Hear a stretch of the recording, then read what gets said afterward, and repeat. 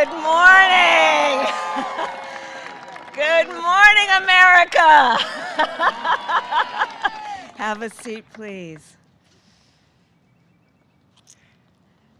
President Joe Biden, First Lady Dr. Jill Biden, Second Gentleman Douglas Emhoff, members of Congress, members of the Cabinet, members of our administration, and friends and fellow Americans. Today is indeed a wonderful day.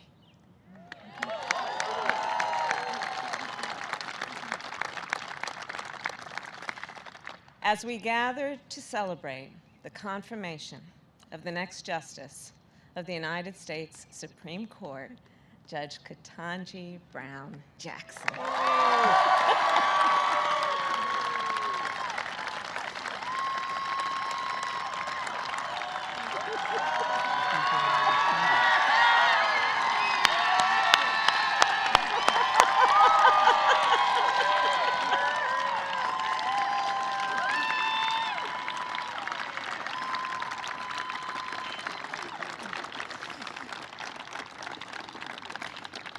President George Washington once referred to America as a great experiment, a nation founded on the previously untested belief that the people, we the people, could form a more perfect union.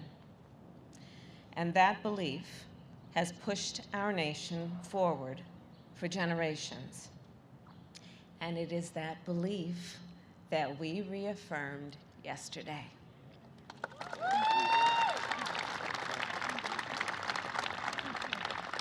Through the confirmation of the first Black woman to the United States Supreme Court.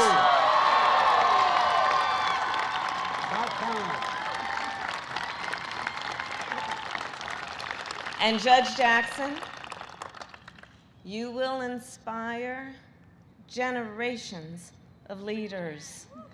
They will watch your confirmation hearings and read your decisions. In the years to come, the court will answer fundamental questions about who we are and what kind of country we live in. Will we expand opportunity or restrict it? Will we strengthen the foundations of our great democracy or let them crumble? Will we move forward or backward?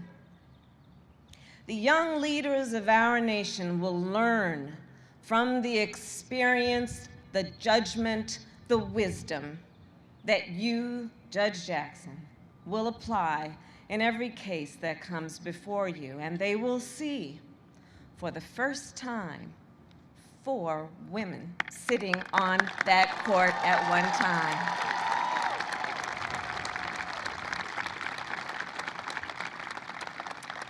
So as a point of personal privilege, I will share with you, Judge Jackson, that when I presided over the Senate confirmation vote yesterday, while I was sitting there, I drafted a note to my goddaughter. And I told her that I felt such a deep sense of pride and joy, and about what this moment means for our nation and for her future. And I will tell you, her braids are just a little longer than yours. But as I wrote to her, I told her what I knew this would mean for her life and all that she has in terms of potential. So indeed, the road toward our more perfect union is not always straight, and it is not always smooth, but sometimes it leads to a day like today.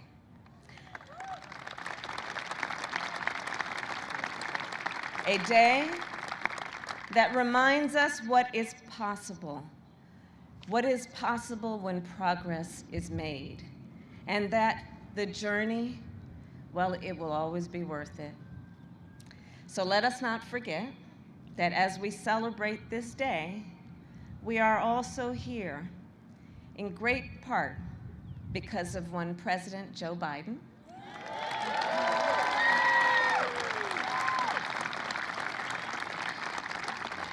and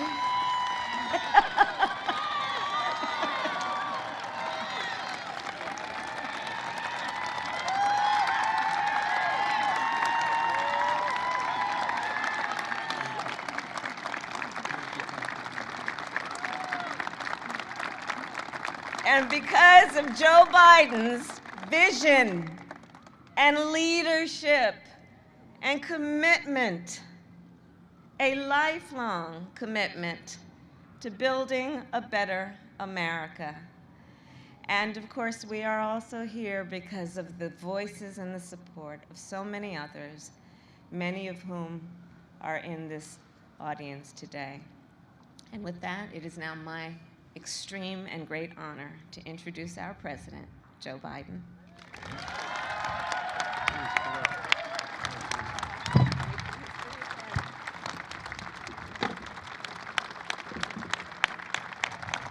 Thank you, Kamala. Thank you, thank you, thank you. The first really smart decision I made in this administration. My name's Joe Biden. Please sit down. I'm Jill's husband and Naomi Biden's grandfather. And folks, yesterday, this is not only a sunny day, I mean this from the bottom of my heart. This is going to let so much sun shine on so many young women, so many young black women, so many minorities, that it's real. It's real. We're going to look back, nothing to do with me. We're going to look back and see this as a moment of real change in American history. I was on the phone this morning, Jesse, with President Ramaphosa of South Africa. And he was talking about how the time that I was so outspoken about what was going on in my meeting with Nelson Mandela here. And I said, I'm shortly going to go out, I'm looking out the window. I'm going to go out on this, what they call the South Lawn in the White House. And I'm going to introduce to the world, the first African-American woman out of over 200 judges on the Supreme Court. And he said to me, he said, keep it up. Keep it up. We're going to keep it up. And folks, yesterday we all witnessed a truly historic moment presided over by the Vice President. There are moments that people go back in history and they're literally historic, consequential, fundamental shifts in American policy. Today, we're joined by the First Lady, the Second Gentleman, and members of the Cabinet, Senate Majority Leader, there you are, Chuck, Senate Majority Leader, and so many who made this possible. And today is a good day, a day that history is going to remember, and in the years to come, they're going to be proud of what we did, and we're going to try what Dick Durbin did as the chairman of the committee. I'm serious, Dick. I'm deadly earnest when I say that. To turn our children and grandchildren to say, I was there. I was there. This is one of those moments, in my view. My fellow Americans, today I'm honored to officially introduce to you the next Associate Justice of the Supreme Court of the United States, Ketanji Brown Jackson.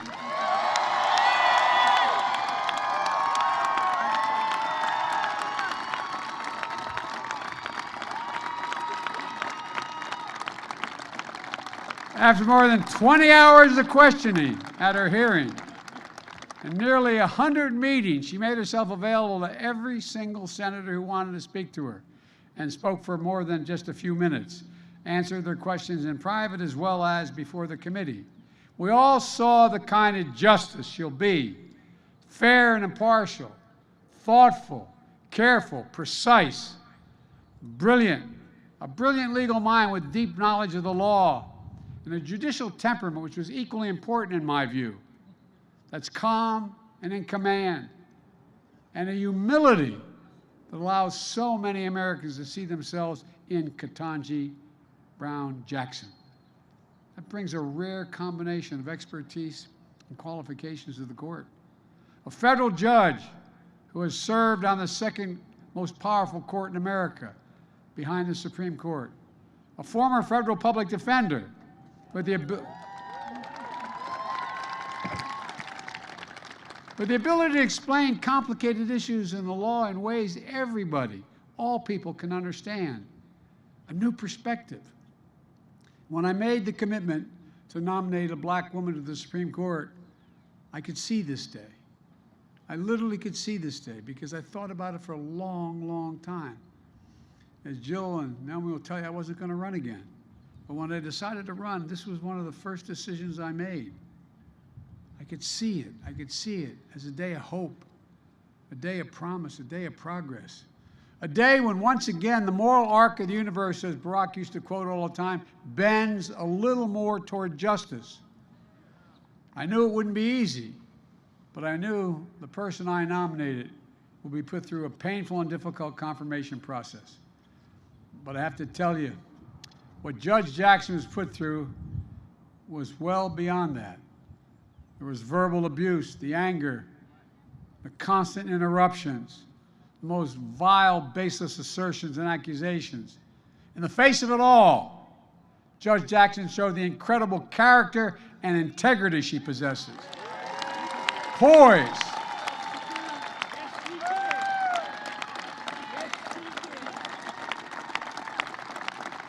Poise and composure, patience and restraint, and yes, perseverance and even joy, even joy.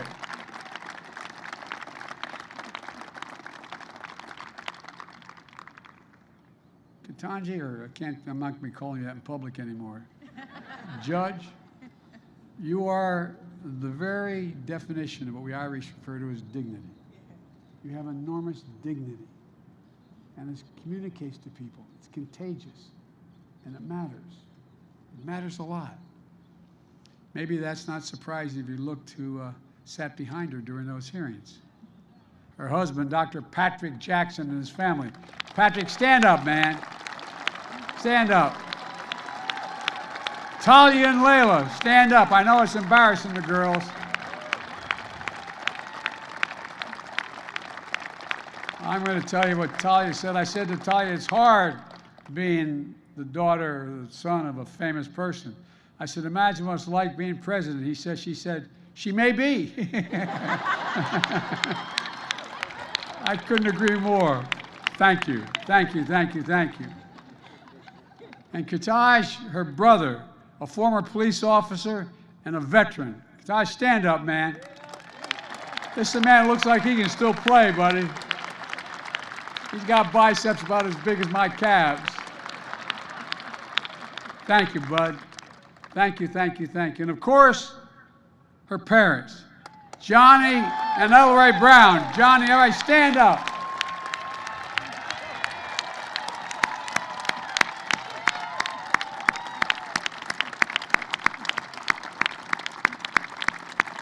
I'll tell you what, as I told Mom's rule in my house. Oh, you not think I'm kidding. I'm not. My mom and my wife as well. Look, people of deep faith, the deep love of family and country, that's what you represent. Who know firsthand, Mom and Dad, the indignity of Jim Crow, the inhumanity of legal segregation, and you had overcome so much in your own lives. You saw the strength of parents and the strength of a daughter that is just worth celebrating. I can't get over, Mom and Dad, what you did and your faith and never giving up any hope. And both that wonderful son you have and your daughter. And that strength lifted up millions of Americans who watched you, Judge Jackson, especially women and women of color, who have had to run the gauntlet in their own lives. So many of my cabinet members are women, women of color, women that represent every sector of the community. And it matters. And you stood up for them as well. They know it. Everybody out there, every woman out there, Everyone, am I correct? Just like they have. Just like they have. And same with the women members of Congress as well, across the board. Look, it's a powerful thing when people can see themselves in others. Think about that. What's the most powerful thing? I'll bet every one of you can go back and think of a time in your life where there was a teacher, a family member, a neighbor, somebody who made you believe that you could be whatever you wanted to be. It's a powerful, powerful, powerful notion. That's one of the reasons I believe so strongly that we needed a court that looks like America, not just the Supreme Court. That's why I'm proud to say, with the great help of Dick Durbin, I've nominated more black women judges of federal appeal courts than all previous presidents combined.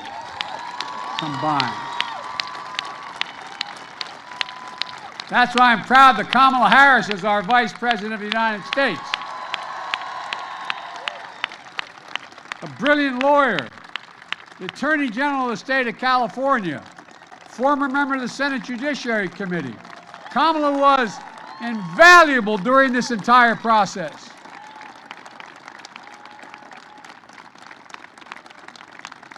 And Chuck, our majority leader, I want to thank you, pal. You did a masterful job in keeping the caucus together, getting this vote across the finish line in a timely and historic manner. Just watching it on television yesterday, watching when the vote was taken on the Democratic side, the way people, there was such enthusiasm, genuine. You can tell when it's real. You can tell when it's real. Did an incredible job, Chuck. Thank you so much. Folks, because you're all able to sit down and don't have to stand, I'm going to go on a little longer here and tell you. I want to say something about Dick Durbin again. Dick, I'm telling you, overseeing the hearing, how you executed the strategy by the hour, every day to keep the committee together. And you have a very divided committee with some of the most conservative members of the Senate on that committee. It was especially difficult with an evenly divided Senate.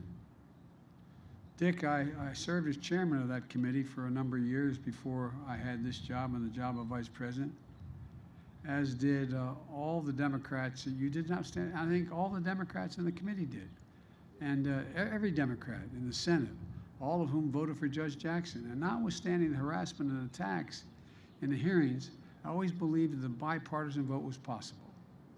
And I hope I don't get him in trouble. I mean it sincerely, but I want to thank 3 Republicans who voted for Judge Jackson.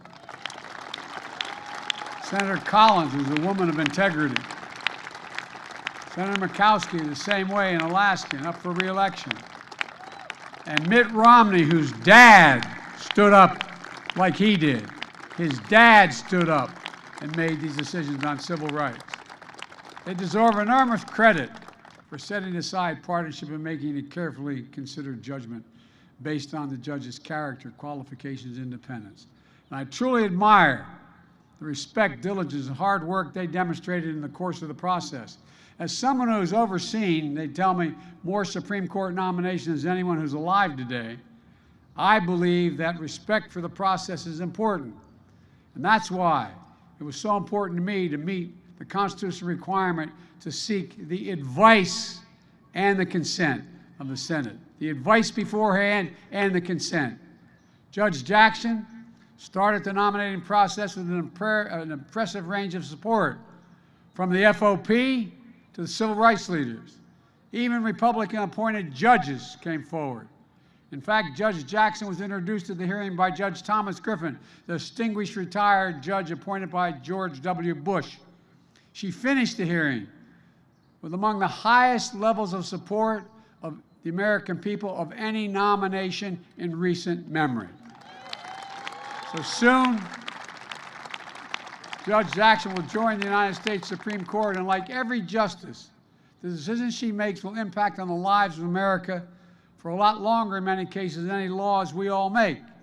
But the truth is, she's already impacting the lives of so many Americans. During the hearing, Dick spoke about a custodial worker who works the night shift at the Capitol. Her name is Verona Clemens. Verona, where are you? Stand up, Verona. I wanted to see. you don't mind. She told him what this nomination meant to her. So he invited Ms. Clemens to attend the hearing because she wanted to see, hear, and stand by Judge Jackson. Thank you, Verona. Thank you, thank you, thank you. At her meeting with Judge Jackson, Senator Duckworth introduced her to 11-year-old, is it Vivian? Vivian. I'm sorry, Vivian. That's her. Is that your sister? He's pointing. Who was so inspired by the hearing, she wants to be a Supreme Court justice when she grows up. God love you. Stand up, honey. Am I going to embarrass you by asking you to stand up? Come on, stand.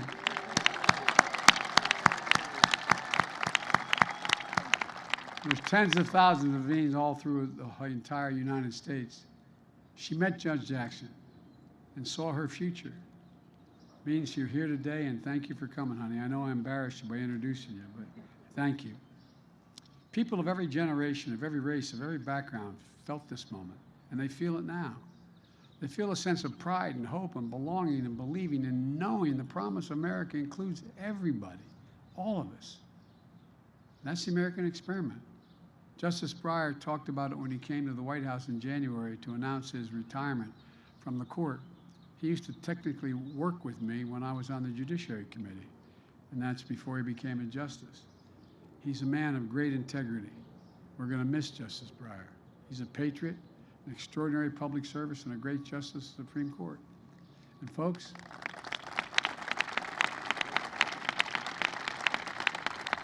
let me close with what I've long said. America is a nation that can be defined in a single word. I was in the foothills of the Himalayas with Xi Jinping, traveling with him. I guess we traveled 17,000 miles when I was vice president. I don't know that for a fact. And we were sitting alone. I had an interpreter and he had an interpreter. And he looked at me in all seriousness. He said, "Can you define America for me?" And I said what many of you heard me say for a long time. I said, "Yes, I can. In one word, possibilities. Possibilities. That in America, everyone should be able to go as far as their hard work and God-given talent will take them, and possibilities. We're the only ones. That's why we're viewed as the ugly Americans. We think anything's possible." And the idea that a young girl who was dissuaded from even thinking you should apply to Harvard Law School, don't raise your hopes so high. Well, I don't know who told you that, but I'd like to go back and invite her to the Supreme Court. She can see the interior. Look, even the Supreme Court of the United States of America. Now, folks, it's my honor, and it truly is an honor. I've been looking forward to it for a while, to introduce you the next Associate Justice of the United States Supreme Court, the Honorable Ketanji Brown Jackson.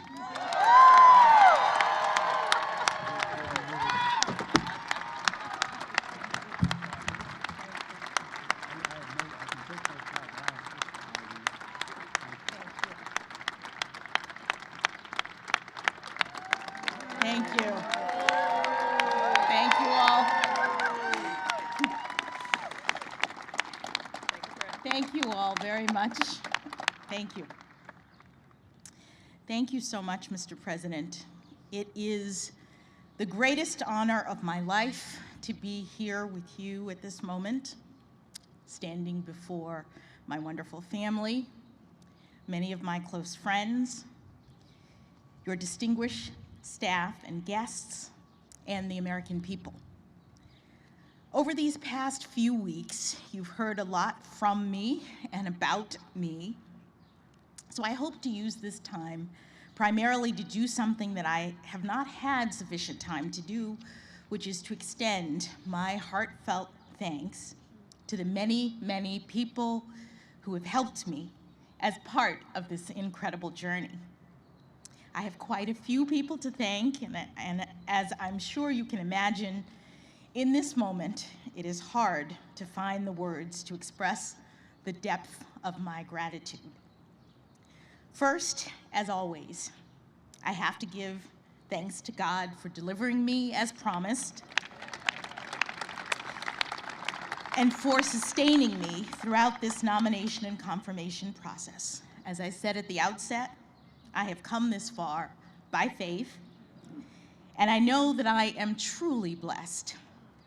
To the many people who have lifted me up in prayer since the nomination, thank you. I am very grateful. Thank you as well, Mr. President, for believing in me and for honoring me with this extraordinary chance to serve our country. Thank you also, Madam Vice President, for your wise counsel and steady guidance. And thank you to the First Lady and the Second Gentleman for the care and warmth that you have shown me and my family. I would also like to extend my thanks to each member of the Senate. You have fulfilled the important constitutional role of providing advice and consent under the leadership of Majority Leader Schumer. And I'm especially grateful for the work of the members of the Senate Judiciary Committee under Chairman Durbin's skillful leadership. As you may have heard, during the confirmation process, I had the distinct honor of having 95 personal meetings with 97 sitting senators. And we had substantive and engaging conversations about my approach to judging and about the role of judges in the constitutional system we all love. As a brief aside, I will note that these are subjects about which I care deeply. I have dedicated my career to public service because I love this country and our Constitution and the rights that make us free. I also understand from my many years of practice as a legal advocate, as a trial judge, and as a judge on a court of appeals, that part of the genius of the constitutional framework of the United States is its design, and that the framers entrusted the judicial branch with the crucial but limited role. I've also spent the better part of the past decade hearing thousands of cases and writing hundreds of opinions, and in every instance, I have done my level best to stay in my lane and to reach a result that is consistent with my understanding of the law and with the obligation to rule independently without fear or favor. I am humbled and honored to continue in this fashion as an Associate Justice of the Supreme Court of the United States, working with brilliant colleagues, supporting and defending the Constitution, and steadfastly upholding the rule of law.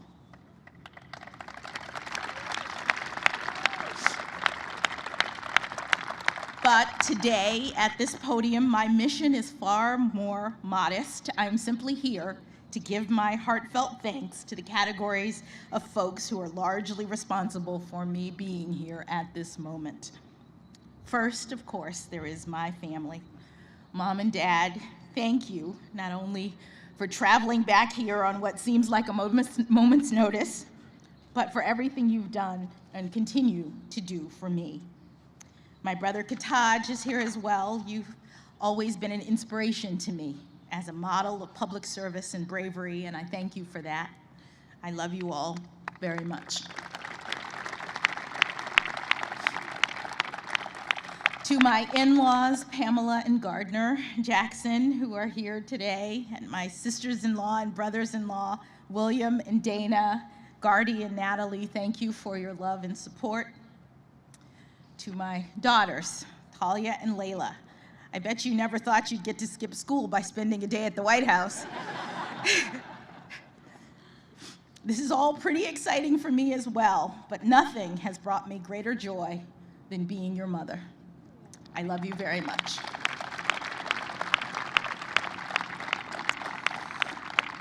Patrick, thank you for everything you've done for me over these past 25 years of our marriage.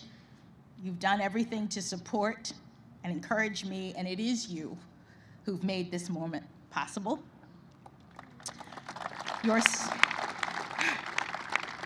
Your steadfast love gave me the courage to move in this direction. I don't know that I believed you when you said that I could do this, but now I do.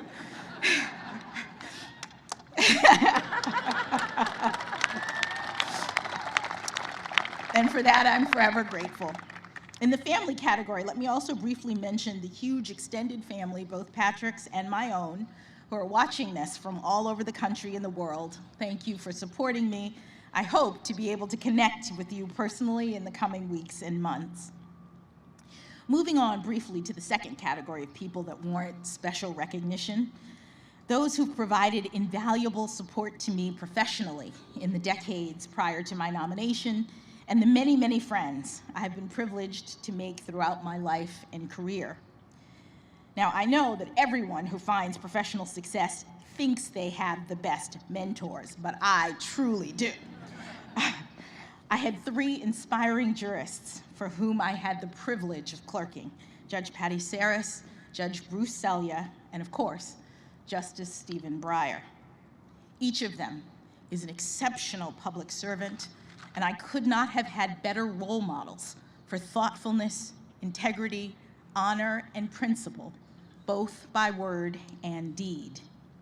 My clerkship with Justice Breyer in particular was an extraordinary gift, and one for which I've only become more grateful with each passing year.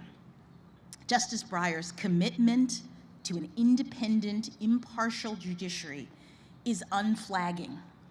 And for him, the rule of law is not merely a duty, it is his passion. I am daunted by the prospect of having to follow in his footsteps, and I would count myself lucky, indeed, to be able to do so with even the smallest amount of his wisdom, grace, and joy. The exceptional mentorship of the judges for whom I clerked has proven especially significant for me during this past decade of my service as a federal judge. And of course, that service itself has been a unique opportunity. For that, I must also thank President Obama, who put his faith in me by nominating me to my first judicial role on the Federal District Court.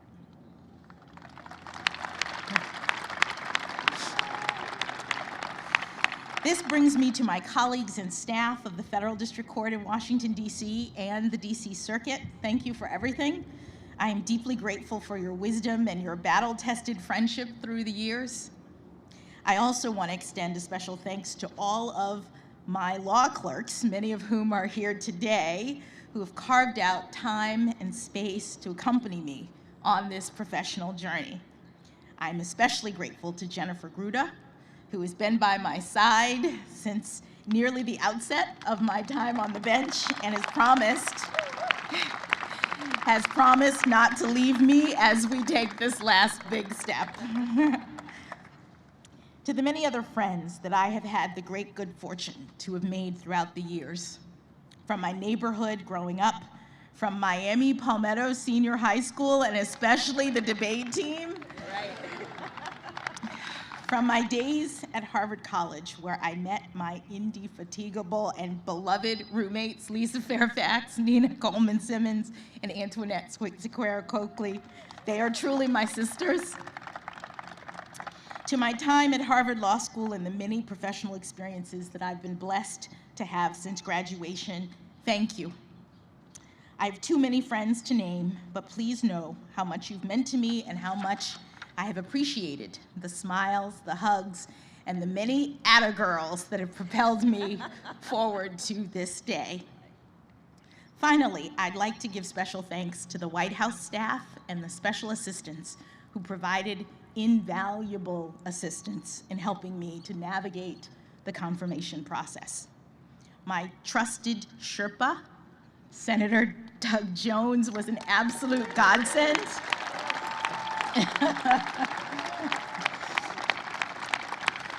He was an absolute godsend. He's not only the best storyteller you'd ever want to meet, but also unbelievably popular on the Hill, which helped a lot. I'm also standing here today in no small part due to the hard work of the brilliant folks who interact with the legislature and other stakeholders on behalf of the White House, including Louisa Terrell, Rima Doden, Tona Boyd, Minion Moore, Ben LeBalt, and Andrew Bates.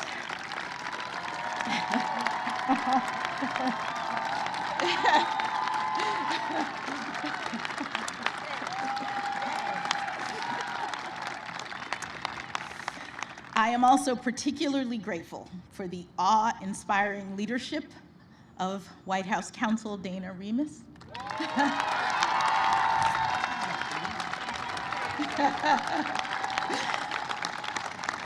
Of Paige Herwig, where's Paige? And Ron Klain. They led an extraordinarily talented team of White House staffers in the Herculean effort that was required to ensure that I was well prepared for the rigors of this process and in record time. Thank you all. Thank you as well to the many, many kind-hearted people from all over this country and around the world who have reached out to me directly in recent weeks with messages of support. I have spent years toiling away in the relative solitude of my chambers with just my law clerks in isolation, so it's been somewhat overwhelming in a good way to recently be flooded with thousands of notes and cards and photos expressing just how much this moment means to so many people. The notes that I've received from children are particularly cute and especially meaningful because more than anything, they speak directly to the hope and promise of America. It has taken 232 years and 115 prior appointments for a Black woman to be selected to serve on the Supreme Court of the United States.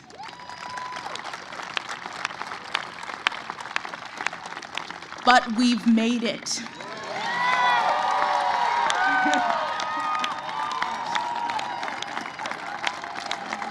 We've made it, all of us, all of us.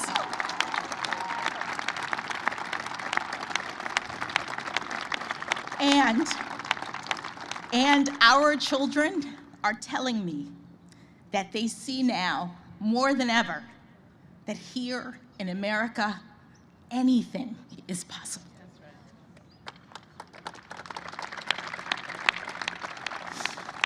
They also tell me that I'm a role model, which I take both as an opportunity and as a huge responsibility. I am feeling up to the task primarily because I know that I am not alone. I am standing on the shoulders of my own role models, generations of Americans who never had anything close to this kind of opportunity, but who got up every day and went to work believing in the promise of America, showing others through their determination and, yes, their perseverance that good things can be done in this great country. From my grandparents on both sides, who had only a grade school education but instilled in my parents the importance of learning, to my parents, who went to racially segregated schools growing up and were the first in their families to have the chance to go to college. I am also ever buoyed by the leadership of generations past who helped to light the way: Dr. Martin Luther King Jr., Justice Thurgood Marshall, and my personal heroine, Judge Constance Baker Motley.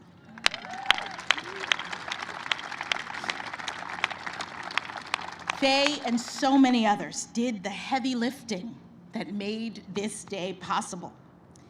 And for all of the talk of this historic nomination and now confirmation, I think of them as the true path breakers. I am just the very lucky first inheritor of the dream of liberty and justice for all.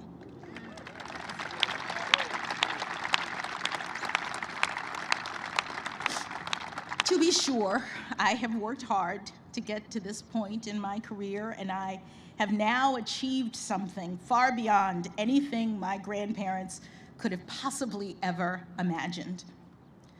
But no one does this on their own. The path was cleared for me so that I might rise to this occasion.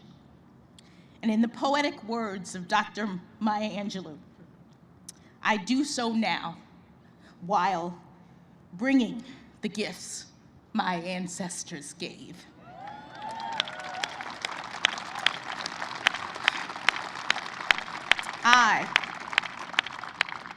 I am the dream and the hope of the slave.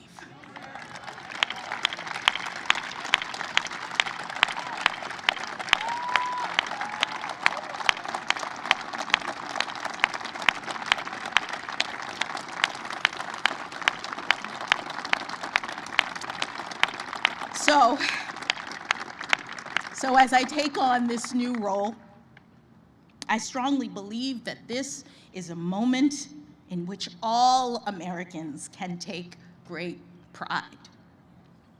We have come a long way toward perfecting our union. In my family, it took just one generation to go from segregation to the Supreme Court of the United States.